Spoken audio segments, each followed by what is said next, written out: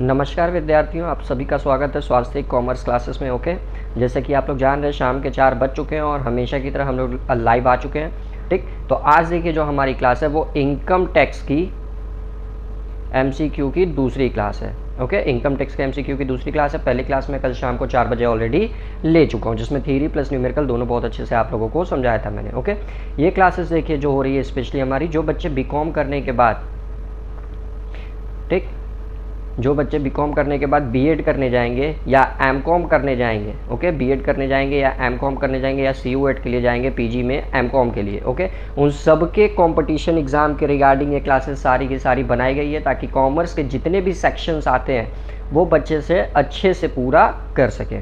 Okay, और ये actually BEd MCom और सीयूएट एमकॉम के लिए बेनिफिशियल नहीं है, जितने भी कॉमर्स से रिलेटेड कंपटीशन एग्जाम होते हैं, ओके, उन सब के सब क्लासेस के लिए देखिए बहुत ज़्यादा इंपॉर्टेंट एमसीक्यू की सीरीज़ ये चल रही है। ओके, ये एक्चुअली बीएड एमकॉम में ही काम में नहीं आएगा, जितने भी कॉमर्स से रिलेटेड कंपटीशन एग्जाम में आप लोग बैठेंगे उससे रिलेटेड सारे के सारे परीक्षा में यह एमसीक्यू बहुत ही ज़्यादा कारगर आपके लिए साबित होगा। ओके, और चैनल पर नए हैं, चैनल को अभी तक सब्सक्राइब नहीं किया सो प्लीज़ चैनल को जल्दी से जल्दी सब्सक्राइब कर लीजिए और बेल आइकन जरूर हिट किया करिए ताकि आने वाली वीडियो की नोटिफिकेशन डेली की डेली शाम को 4 बजे आप लोगों को मिल सके। ओके, और अगर किसी बच्चे को मेरे से कुछ पर्सनल क्वेरी करनी है, कुछ भी मेरे से पर्सनली पूछना है तो देखिए मेरे से इंस्टाग्राम पे भी पूछ सकता है और मेरा टेलीग्राम का देखिए पर्सनल यूज़र आईडी है विकास_श्री, वहाँ से भी पूछ सकता है। ओके, और देखिए जो जो मैं एमसीक्यू कराता हूँ उसका पीडीएफ में देखिए अपने टेलीग्राम चैनल स्वास्थ्य 0421 पे डाल देता हूँ। कल देखिए मैंने क्लास ली थी, कल मैंने दोपहर में ही बच्चों को पीडीएफ प्रोवाइड करा दिया था इनकम टैक्स का। ओके, तो वहाँ से जाकर आप लोग सारा का सारा पीडीएफ डाउनलोड कर सकते हैं। ओके, तो चलिए देर न करते हुए अब आज की क्लासेस हम लोग शुरू करते हैं।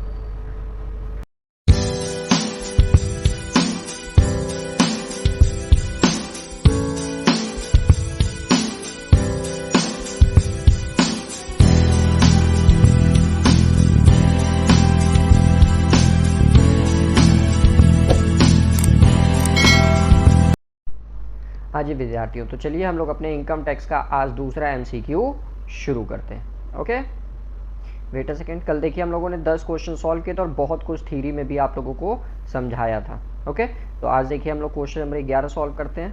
तो देखिए क्वेश्चन नंबर 11 में क्या कह रहा है आपसे कि an Indian company is always resident in India, true false, sometimes it is true और नन ऑफ दिस। तो देखिए कोई भी इंडियन कंपनी तब रेसिडेंट मानी जाती है जब उसका जो इनकॉर्पोरेशन होता है वो आपका भारतीय कंपनी एक्ट के अनुसार हो, यानी कि उसका फॉर्मेशन कंपनीज एक्ट के अनुसार हो, तब वह कंपनी भारतीय कंपनी मानी जाएगी, भारत में निवासी मानी जाएगी। याद रखिएगा, जिस कंपनी का भी फॉर्मेशन, निर्माण, इनकॉर्पोरेशन कंपनीज एक्ट 2013 या उसके पहले के कंपनीज एक्ट लाइक 1956 के तहत भारत में हुआ है तो वह कंपनी भारत की रेसिडेंट मानी जाएगी इन ऑल सर्कमस्टेंसेस। तो इसका आंसर देखिए बनेगा ट्रू। ओके, चलिए अगले क्वेश्चन की तरफ बढ़ते हैं। नेक्स्ट क्वेश्चन देखिए आपसे क्या कह रहा है कि dividend paid by N Indian company is, जो भारतीय कंपनी द्वारा लाभांश का भुगतान किया जाता है वह क्या होता है? Taxable in India in the hands of recipients, यानी कि जो पाता है, जैसे मान लीजिए जो कंपनी के शेयर धारक होंगे, जो कंपनी के मेंबर्स होंगे वह पाते हैं, उनके लिए वो टैक्सेबल होता है, या जो वह शेयर धारक होते हैं या जिनको डिविडेंड दिया जाता है उनके लिए एग्जेम्प्ट होता है। दूसरा taxable in the hands of the company, मतलब कंपनी के लिए तो यह टैक्सेबल होता है, ठीक, and exempt in the hands of recipients, लेकिन जो पाता है उसके लिए एग्जेम्प्ट होता है। तो यही ऑप्शन देखिए इसका करेक्ट बनेगा। ओके, क्योंकि यह जो डिविडेंड होता है, लाभांश होता है, यह कंपनी के लिए तो टैक्सेबल होता है बट जो पाता है, ठीक, उसके लिए ये एग्जेम्प्ट होता है। क्लियर? चलिए नेक्स्ट क्वेश्चन की तरफ बढ़ते हैं हम लोग। हाँ जी, तो क्वेश्चन नंबर 30 देखिए आपसे क्या कह रहा है कि agriculture is exempt, agriculture income is exempt provide the, ठीक, जो आपकी कृषि आय होती है, कल के क्लास में देखिए मैंने बताया था वो पूर्णतः भारत में कर मुक्त होती है। क्लियर? तो जो agriculture income is exempt provide the land is situated in India, land is situated in any rural area India, land is situated whether in India और आउटसाइड इंडिया। तो देखिए अगर आपकी ज़मीन भारत के बाहर है, भले वह कृषि प्रयोग के लिए यूज़ की जा रही है, लेकिन अगर भारत के बाहर है तो उसकी कोई भी छूट नहीं मिलेगी। तो ये तो गया। तो इसका आंसर देखिए बनेगा ऑप्शन ए। कैसे ऑप्शन ए बनेगा? क्योंकि जो कृषि की जमीन आपकी भारत में सिचुएटेड होगी उसी पे आपको छूट मिलेगी। ओके, चलिए नेक्स्ट क्वेश्चन की तरफ बढ़ते हैं। Question number 14। तो क्वेश्चन नंबर 14 पढ़ने से पहले देखिए इसमें परसेंटेज का कुछ रोल है, तो वो चीज़ पहले आपको एक थ्योरी समझा दूं फिर इसको मैं बताता हूँ। Okay, so wait a second. हाँ जी, तो देखिए जो हमारी एग्रीकल्चर इनकम होती है ना, वो एग्रीकल्चर इनकम देखिए दो पार्ट में बटी होती है। एक तो हमारी क्या बोलते हैं, जैसे राइस हुआ, वीट हुआ, ये सारी चीज़ का अगर आप क्या बोलते हैं खेती कर रहे हैं, तो वह खेती देखिए पूरी की पूरी भारत में एग्जेम्प्ट होगी। लेकिन अगर आप बिजनेस क्रॉप, कैश क्रॉप की खेती कर रही हैं, तो वो देखिए क्या होता है, पार्शली एग्जेम्प्टेड होता है और पार्टली टैक्सेबल होता है। ओके, तो अब उसमें देखिए कौन कौन सी चीज़ें आते हैं, आइए देख लेते हैं। तो सबसे पहला देखिए, अगर आप टी को उगाने का कार्य कर रहे हैं, ओके, टी को ग्रोइंग करने का काम और मैन्युफैक्चरिंग करने का काम कर रहे हैं, तो आपकी देखिए बिजनेस इनकम 40% मानी जाएगी और एग्रीकल्चर इनकम 60% मानी जाएगी। यानी कि 60% तो देखिए आपका एग्जेम्प्ट होगा, ये अमाउंट एग्जेम्प्ट होगा, ठीक, इस पर आपको टैक्स देने की जरूरत नहीं होगी 60% अमाउंट पे। लेकिन जो 40% होगा इस पर आपको टैक्स देना पड़ेगा, क्योंकि ये आपकी बिजनेस इनकम मानी जाएगी। क्लियर। उसी तरह दूसरा देखिए, अगर आप rubber growing and manufacturing of rubber, अगर आप रबर या लेटेक्स इनका बनाने का काम कर रहे हैं, तो देखिए 35% इनकम जो होगी आपकी वो बिजनेस इनकम मानी जाएगी, जिस पे आपको टैक्स देना पड़ेगा। और 65% जो इनकम होती है वो देखिए एग्जेम्प्ट होती है। ओके, 65% इनकम एग्जेम्प्ट होगी, इस पे टैक्स देना नहीं पड़ेगा, और 35% इनकम पे आपको टैक्स देना पड़ेगा अगर आप लेटेक्स के ग्रोइंग और मैन्युफैक्चरिंग का कार्य करते हैं। नेक्स्ट देखिए आपका कॉफ़ी। तो कॉफ़ी भी देखिए दो टाइप्स का, अगर जैसे कॉफ़ी अगर आप लोग देखे होंगे तो उसका जो रॉ जो बीन्स होता है, सबसे पहले वो देखिए बीन्स के फॉर्म में होता है, सीड्स के फॉर्म में होता है, कॉफ़ी की सीड्स होती है। ओके, तो सीड्स को अगर डायरेक्ट उठाकर हम लोग सेल कर दे रहे हैं, मतलब ना ही उसको क्योर कर रहे हैं, ना ही भून रहे हैं, ना ही उसको पीस रहे हैं, कुछ नहीं कर रहा, पाउडर फॉर्म में उसको कन्वर्ट नहीं कर रहे, डायरेक्ट जो उसकी सीड्स होती है वही उठाकर बेच दे रहे हैं। ओके, तो growing and manufacturing of coffee, बस डायरेक्ट उसकी सीड्स को उठाकर ही बेच देंगे, तो 25% हिस्सा देखिए जो उसका होगा वो आपका बिजनेस इनकम माना जाएगा, जिसपे आपको टैक्स देना पड़ेगा। और जो 75% हिस्सा होगा वो देखिए पूरा का पूरा एग्जेम्प्ट होगा। ये याद रखिएगा जब बीन्स के फॉर्म में आप बेचेंगे। बट अगर उसी कॉफ़ी को आप ग्रोन कर रहे हैं और फिर क्योर्ड कर रहे हैं, रोस्ट कर रहे हैं या ग्राउंडेड कर रहे हैं, दैट मीन्स उसी कॉफ़ी को आप उगा रहे हैं, उगाने के बाद उसको फिर देखिए क्योर्ड कर रहे हैं, ठीक कर रहे हैं, मतलब जो भी उसमें वेस्टेज होते हैं उसको निकाल रहे हैं, और फिर उसको रोस्ट कर रहे हैं, भून रहे हैं, भूनने के बाद देखिए उनको पीस रहे हैं, एक पाउडर के फॉर्म में कन्वर्ट कर रहे हैं, यानी कि देखिए सीड से आप उसको कॉफ़ी पीने लायक बनाने के लिए कर रहे हैं। ओके, तो ये पूरा का पूरा देखिए एक तरह से बिजनेस का वर्क कर रहे हैं आप लोग, इसीलिए देखिए इसमें बिजनेस की इनकम बढ़ जाती है। तो 40% अमाउंट पे देखिए आपको टैक्स देना पड़ेगा और 60% अमाउंट आपकी एग्जेम्प्ट हो जाएगी। ओके, तो ये देखिए केस था आपका, एक बार फिर बता दे रहा हूँ, ध्यान दे दीजिए। अगर देखिए आप क्या बोलते हैं, चाय को उगाने का कार्य करें, टी को उगाने का कार्य, तो 40% इंडिया में वो देखिए बिजनेस इनकम बनेगी, 60% एग्रीकल्चर इनकम बनेगी। अगर आप देखिए रबर या लेटेक्स को उगाने का कार्य कर रहे हैं तो 35% बिजनेस इनकम, 65% आपका एग्रीकल्चर इनकम। अगर कॉफ़ी जो सीड्स के फॉर्म में बस अभी है, क्लियर, उसको अगर बेचने का कार्य कर रहे हैं तो देखिए 25% बिजनेस इनकम और 75% एग्रीकल्चर इनकम। और जब इसी सीड्स को आप कॉफ़ी सीड्स को आप पाउडर फॉर्म में पीने लायक बनाने के जो पाउडर होती है कॉफ़ी की उस में कन्वर्ट कर दे रहा है, तो ये देखिए इसमें 40% आपका बिजनेस इनकम बन जाता है तब, और 60% आपका ये एग्रीकल्चर इनकम बन जाता है। ओके, तो ये देखिए आपका था टोटल। इसका स्क्रीनशॉट ले लीजिए आप लोग, आपके लिए बेनिफिशियल होगा। तो चलिए अब हम लोग अपने क्वेश्चन को देखते हैं जी। तो क्वेश्चन नंबर देखिए हमारा था 14, वेट अ सेकेंड जी। तो देखिए 14 में क्वेश्चन आपसे क्या कह रहा था, if the assessee is engage in the business of growing and manufacturing T in India. ठीक, एक एसएससी एक करदाता है जो भारत में देखिए चाय के ग्रोइंग और मैन्युफैक्चरिंग का बिजनेस कर रहा है, तो the agriculture income in that shall be. तो अभी देखिए मैंने बताया 40% देखिए आपकी बिजनेस इनकम मानी जाती है और 60% आपकी एग्रीकल्चर इनकम मानी जाती है, यानी कि कितना परसेंट इसका देखिए एग्रीकल्चर इनकम बनेगा, 60%। तो इसका आंसर देखिए होगा 60% ऑफ इनकम।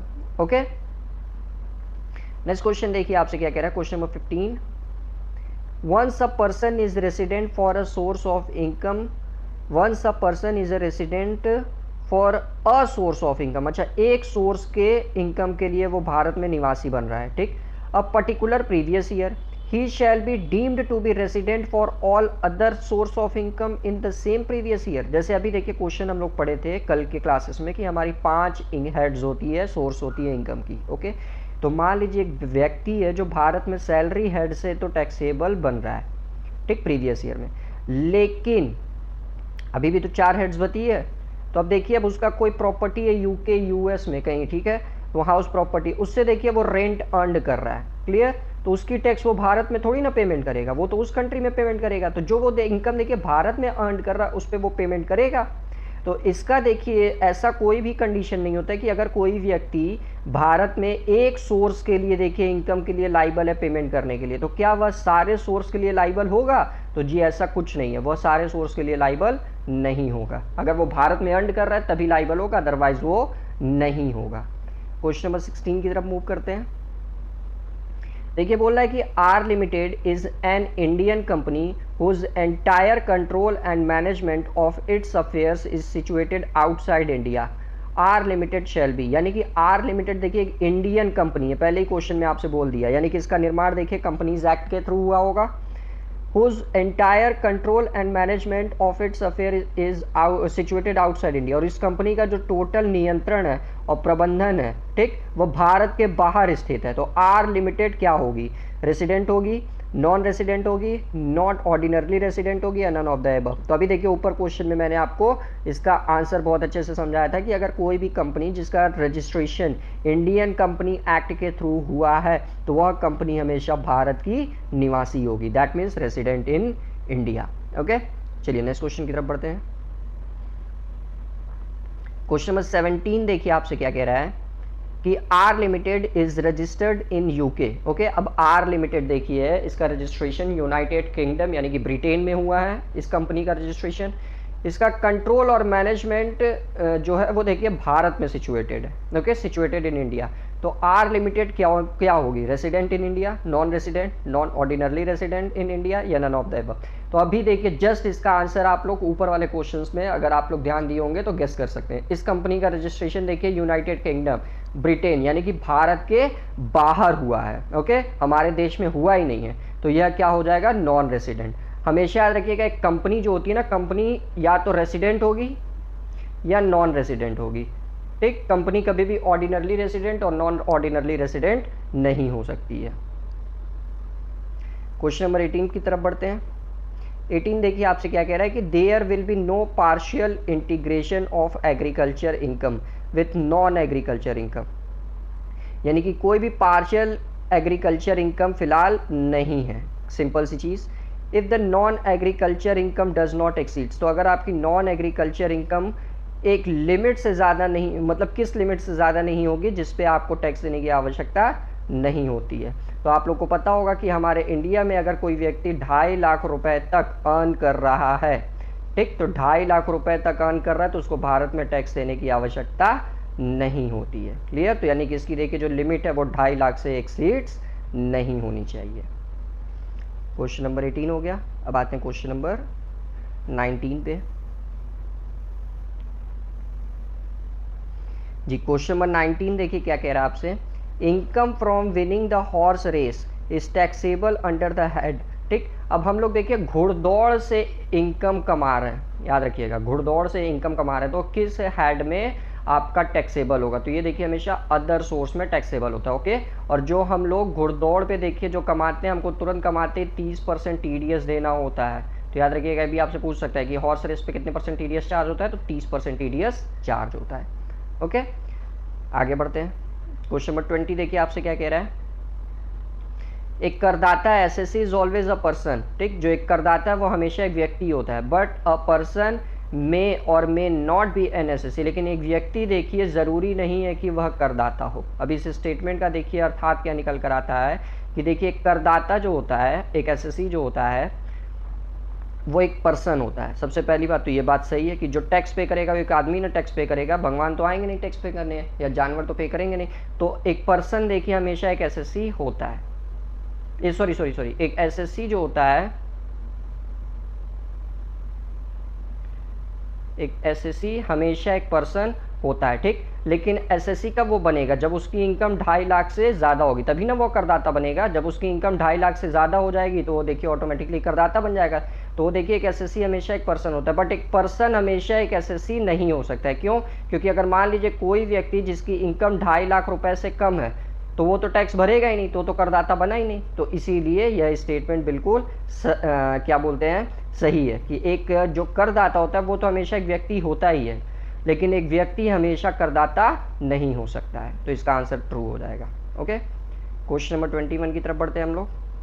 21 देखिए क्या कह रहा है कि अ person may not have accessible income but may still be SSC. मतलब एक व्यक्ति है, उस व्यक्ति की देखिए इनकम अभी तक एसेसेबल नहीं हुई है, मतलब कंप्यूट नहीं हुई है, ठीक, निर्धारित नहीं हुई है। तो क्या वह एक बट में स्टिल बी एसएससी, तो क्या वह एक करदाता बन सकता है? तो जी बिल्कुल बन सकता है। क्यों बन सकता है, आइए इसके बारे में भी बता दूं। देखिए एक क्वेश्चन करा था कि एक व्यक्ति है जिसकी आय जो है अभी वह निर्धारित नहीं की गई है, तो क्या वह एक करदाता बन सकता है? तो अब इसमें देखिए बन सकता है, कैसे बन सकता है वो मैं आपको बता दे रहा हूँ। अब मान लीजिए उसकी जब कर हम लोग निर्धारित करें तो उसकी कर जो होगी वो देखिए उसकी टोटल इनकम 2.5 लाख से अगर ज़्यादा आ जा रही है तो देखिए ऑटोमेटिकली वो करदाता बन जाएगा। क्लियर? तो ये बन सकता है, दैट्स इट। क्वेश्चन नंबर 22 देखिए आपसे क्या बोल रहा है कि in some case assessment year and previous year can be the same financial year. तो जी हाँ, कुछ परिस्थितियों में जो आपका कर निर्धारण वर्ष होता है वही आपका गत वर्ष की तरह मान लिया जाता है। जैसे देखिए जब कोई इनकम हम लोग तुरंत कमाते हैं तो उस पर टीडीएस देखिए हमको भरना पड़ता है, लाइक जीतने पे या घुड़दौड़ पर, इन सबों पे देखिए जो इनकम हम लोग कमाते हैं उस पर टैक्स हमको तुरंत भरना पड़ता है। तो ये देखिए प्रीवियस ईयर का वेट नहीं किया जाता है। तो देखिए असेसमेंट ईयर में कमा, असेसमेंट ईयर में ही हम लोग टैक्स भर दिए, तो इसीलिए देखिए कि असेसमेंट ईयर ही हमारा प्रीवियस ईयर बन जाता है कुछ सर्कमस्टेंसेस में। ओके, तो ये भी स्टेटमेंट हमारा करेक्ट है। नेक्स्ट क्वेश्चन देखिए, क्वेश्चन नंबर 23 आपसे क्या कह रहा है कि R transferred his house property to his wife under an agreement to live apart. यानी कि आर जो है वो अपनी वाइफ को अपनी हाउस प्रॉपर्टी ट्रांसफर कर दे रहा है एक एग्रीमेंट के थ्रू। क्लियर? आगे बोला income from such house property shall be taxable in the hands of. तो इस हाउस प्रॉपर्टी से जो देखिए इनकम होगी वह किसके लिए टैक्सेबल होगी? R as a deemed owner, R whoever it will be first computed as Mrs. R income and thereafter clubbed in the hands of R, Mrs. R या any of them।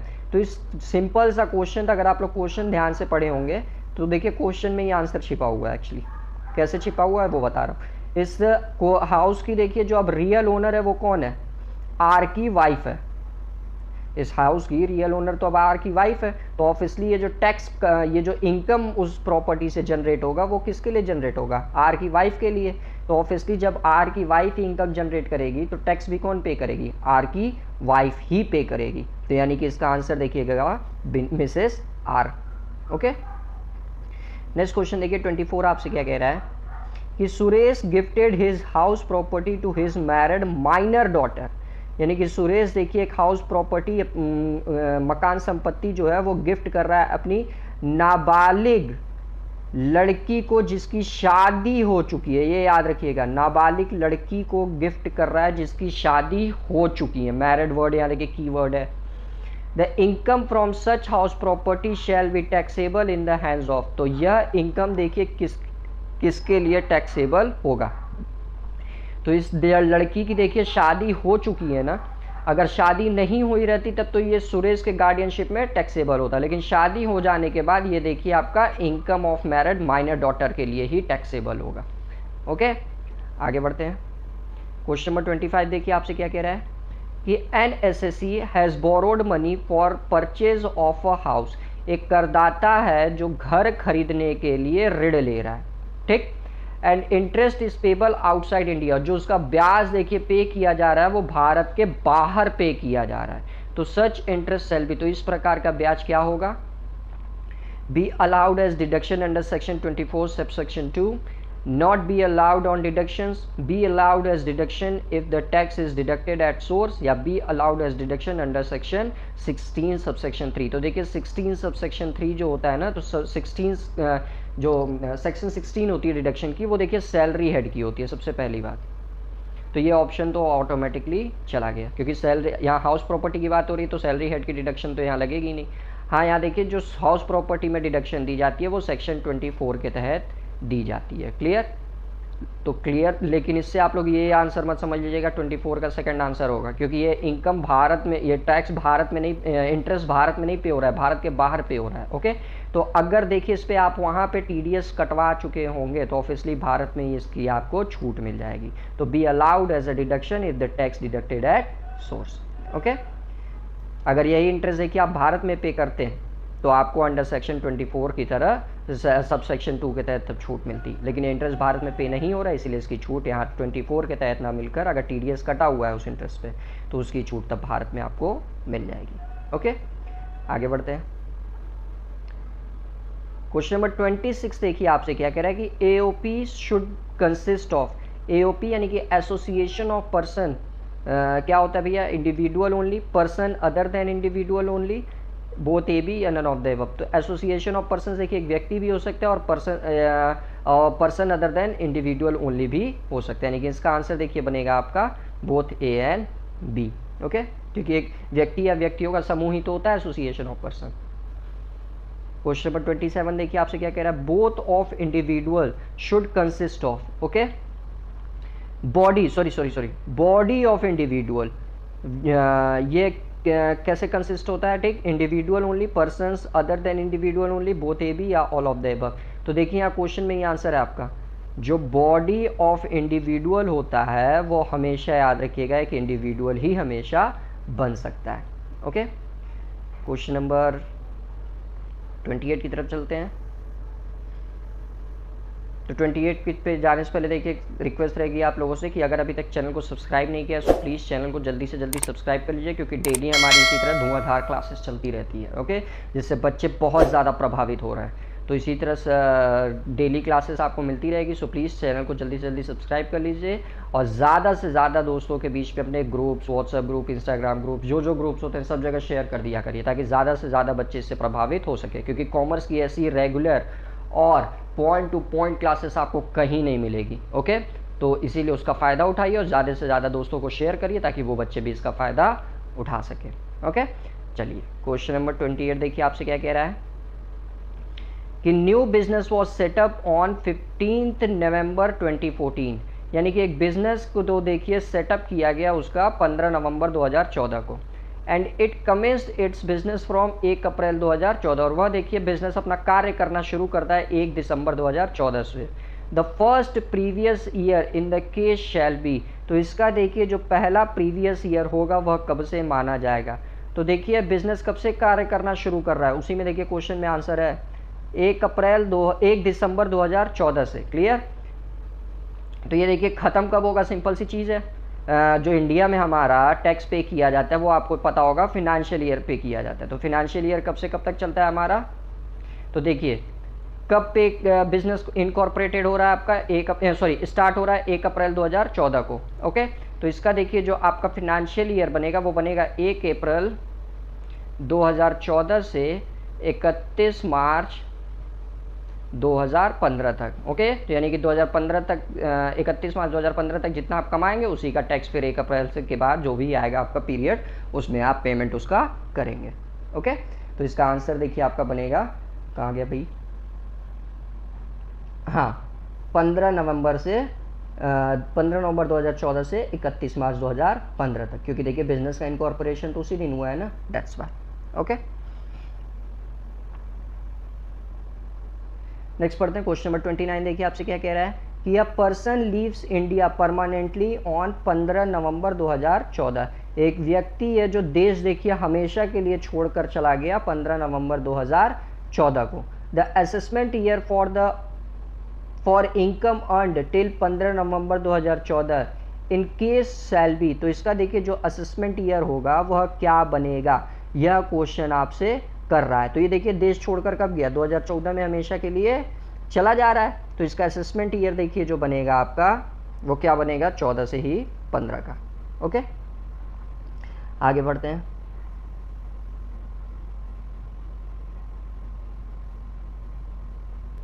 Next question देखिए आपसे क्या कह रहा है कि surcharge in case of an individual HUF for assessment year 14-15, तो ये देखिए 14-15 का सबसे पहली बात इसको भूल जाइए आप लोग, नया वाला मैं आप लोगों को कल की क्लासेस में करा दूंगा, सरचार्ज वाला, ताकि उसमें नई इन्फॉर्मेशन आपको मिल जाए, क्योंकि जैसे पता होगा इनकम टैक्स में नियम हर साल बदल जाते हैं। तो इसीलिए देखिए 14-15 का डेटा है, सो लीव इट। ओके, कल की क्लास में मैं इस सरचार्ज के बारे में पूरा आप लोगों को बता दूंगा।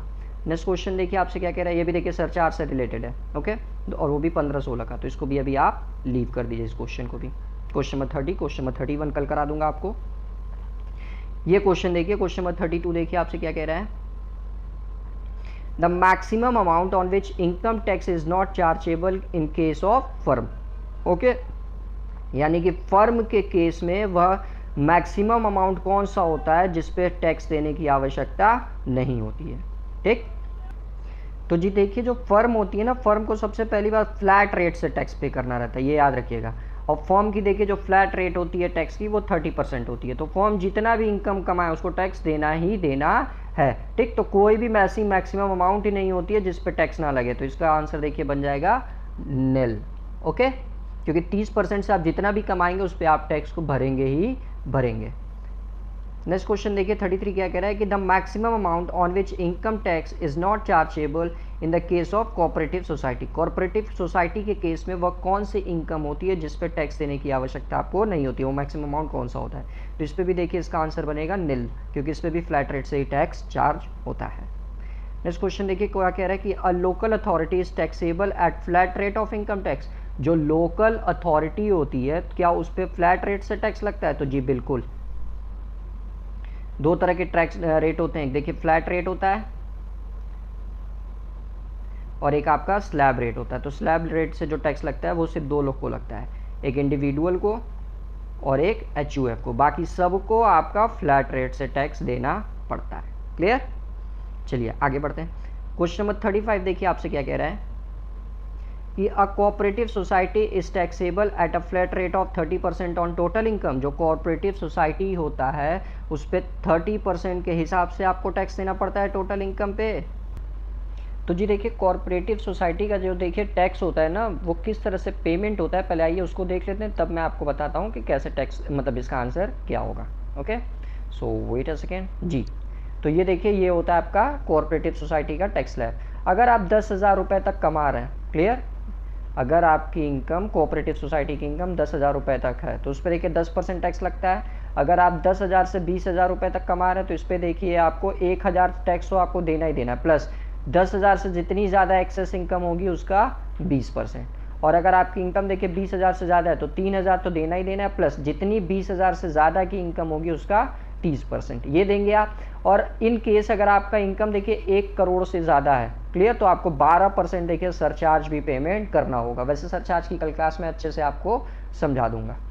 और फिर 4% आपको हेल्थ एंड एजुकेशन सेस भी देना ही देना है। ओके, तो इस तरह से आपका कोऑपरेटिव सोसाइटी का टैक्स पेमेंट होता है। तो यहाँ देखिए क्वेश्चन आपसे जो किया था, कहाँ गया,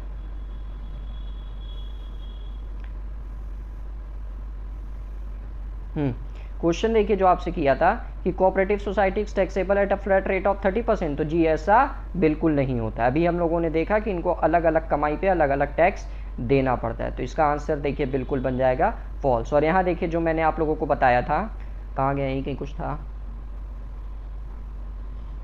wait a second, in case of firm, हाँ कोऑपरेटिव सोसाइटी का, क्लियर। तो यहाँ पे देखिए जो मैंने आप लोग को बता दिया था ये एक्चुअली गलत बता दिया था, तो इसके लिए क्षमा चाहूँगा। और गलत क्या था एक्चुअली, देखिए the maximum amount on which income tax is not chargeable in case of cooperative society. अरे कुछ नहीं गलत बताया था यार, सब सही था, कोई ऐसा मैक्सिमम अमाउंट होता ही नहीं है, तो इसलिए निल है, क्योंकि 10,000 भी कमाएंगे तो भी आपको 10% टैक्स देना ही देना है, सब सही बताया था। ओके, क्वेश्चन नंबर 33 भी सॉरी कौन सा क्वेश्चन हो गया, 35 हमारा हो गया। अब देखिए नेक्स्ट क्वेश्चन कह रहा है आपका एजुकेशन सेस। तो देखिए ये एक्चुअली बदल चुका है, एजुकेशन सेस अब रहा ही नहीं, अब हमारा ये हो चुका है health and education cess, HEC, जो आपका लगता है हमारे इंडिया में 4%। ये क्वेश्चन देखिए पुराना है इसीलिए इसको काट दीजिए। ये याद रखिएगा जो अब आपका हेल्थ एंड एजुकेशन सेस है वो लगता है आपका इंडिया में 4%। ओके, आगे बढ़ते हैं। क्वेश्चन नंबर 37 देखिए क्या कह रहा है आपका कि deduction under section 80C is allowed from.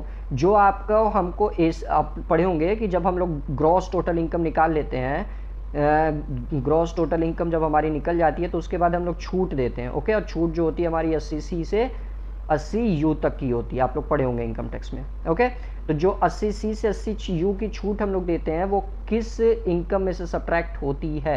तो अभी हमने देखिए आंसर कर दिया कि ग्रॉस टोटल इनकम में से वो छूट दी जाती है, तो यानी कि इसका आंसर बन जाएगा gross total income. Okay, next question की तरफ पढ़ते हैं हम लोग जी। क्वेश्चन नंबर 38 देखिए आपसे क्या कह रहा है कि एक एसएससी है has paid life insurance premium of 25,000। एक एसएससी है जो देखिए एलआईसी भर रहा है 25,000 रुपए का, ठीक, during the previous year for a policy of 1 lakh रुपए। सो ही शैल, तो वह देखिए क्या होगा, क्लियर। तो इसमें देखिए केस होता है कि जितने रुपए की पॉलिसी है वो, या जितने रुपए इंश्योरेंस प्रीमियम भरे गए हैं वो, ठीक, तो कितने परसेंट प्रीमियम भरे गए हैं वो उन्हीं के बीच में देखना होता है। तो देखिए पॉलिसी हमारी कितने की थी, 1 लाख की थी, तो इसका देखिए हम लोग क्या करते हैं, सबसे पहले 20% निकालते हैं। ओके, और फिर जितने की आपकी पॉलिसी है वो, तो दोनों में फिर कंपेयर होगा, कंपेयर होने के बाद से देखी जाएगी जो अमाउंट आएगा उसकी छूट आपको मिलेगी जो दोनों में कम होगा। तो ये देखिए 25,000 और 1 लाख का देखिए जब 20% निकालेंगे तो आएगा हमारा 20,000, तो दोनों में कम कौन सा है, 20,000 कम है, तो इसी की आपको 80C के तहत छूट मिलेगी। तो इसका आंसर देखिए बन जाएगा be allowed deduction under section 80C the extent of 20% of the capital sum assured that is 20,000। Okay, तो जब पॉलिसी का इनकम दे दे तो पॉलिसी का जब भी प्राइस दे देगा तो याद रखिएगा इसका सबसे पहले 20% निकालेंगे हम लोग। 20% निकालने के बाद फिर देखेंगे कितना प्रीमियम पे हो रहा है, तो प्रीमियम आपका 25,000 पे हो रहा था, तो दोनों में फिर कंपेयर करेंगे, जो कम होगा वही आपको छूट मिलेगी। अब मान लीजिए अगर आपको पॉलिसी का अमाउंट देता ही नहीं, तो जो प्रीमियम का पैसा देता है उसी की पूरी छूट मिल जाती है आपको सेक्शन 80C के तहत। ओके, नेक्स्ट क्वेश्चन की तरफ बढ़ते हैं। 39 देखिए क्या कह रहा है आपसे, for claiming deduction under section 80C the payment of deposit should be made. अगर आपको 80C के तहत छूट क्लेम कर रहे हैं, ठीक, तो जो आपका पेमेंट होगा डिपॉजिट पे वो कैसा होना चाहिए, out of any income, out of any income chargeable to income tax during the current year, out of any sources and none of the above.